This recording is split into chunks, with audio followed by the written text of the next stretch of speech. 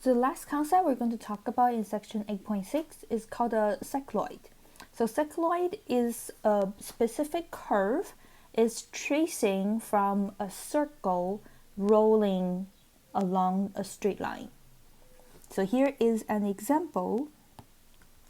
I have a straight line, and then I have a circle is rolling from the beginning, and then start to roll and rolling.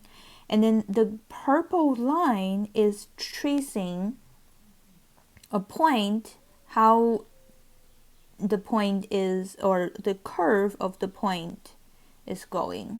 Cycloid is actually a parametric equation. We normally have the following sets of equation. X is going to define it as a times t minus a times sine of t, and then y is defined as a minus a times cosine of t, where t is in between negative infinity to positive infinity.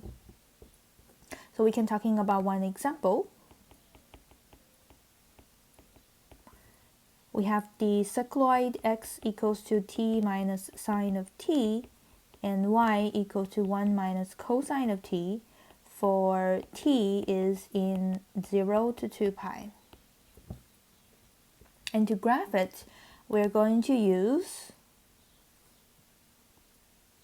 the tables. We have t, we have x, and then we have y. So t is going to range from 0 to 2 pi. Let's just pick some important point. For example, 0. Let's start from 0. X is going to be t minus. Let's have a little bit more room. Okay. So t is 0. X is going to be t minus sine of t. So x will becomes to 0 minus sine of 0, so still going to be 0. And then y is going to be 1 minus cosine of t. So 1 minus cosine of 0, so it's going to be 1 minus 1, 0. When t equals to pi over 4, x is going to be pi over 4 minus sine of pi over 4. So we're going to punch into the calculator. We got approximately 0.08. And y, when we do 1 minus cosine of pi over 4, is going to be approximately equal to 0.3. When we do pi over 2, x will become to pi over 2 minus sine of pi over 2. So it's about 0.6, and y is going to be 1 minus cosine of pi over 2, which is 0, so we got 1. When we got pi, x will becomes to pi minus sine of pi, so it's about 5.7, and y will become to 1 minus cosine of pi, so it's 1. When we got 2 pi, x will become to approximately 2 pi in the decimal form, and then y is going to be approximately 0. So if we do 2 pi,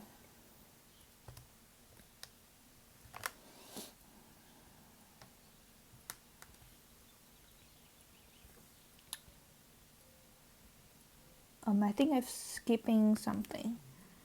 I skipped, yeah, those two. I copied it on the other line. So x is going to be pi, and then y is going to be 2, and then we have 3 pi over 2, x is going to be 5.7, y is going to be 1, and then when we got 2 pi, x is going to be 2 pi, y is going to be 0.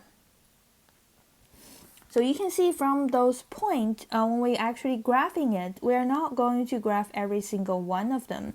We actually only going to graph very accurately the first one, the starting point, the pi, and then the 2 pi.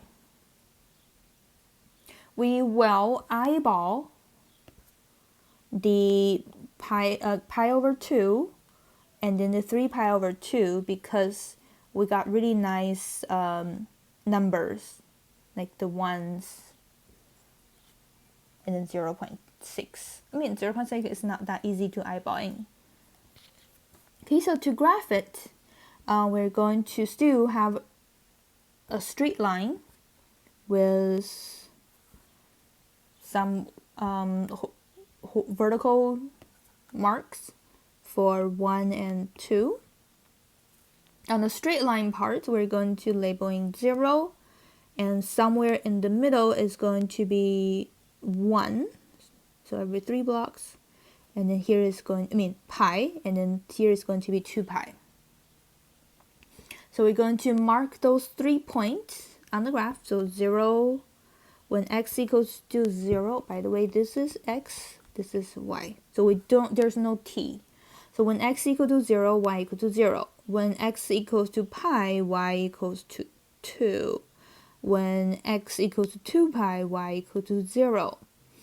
And then a little bit eyeballing it, when x equals to 0.6, pi is 3.14, so it's really close. We got 1.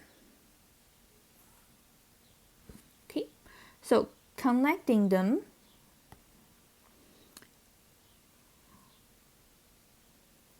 I should have really nice curve, more like a semicircle or semi-ellipse. And that's the graph for the cycloid equation.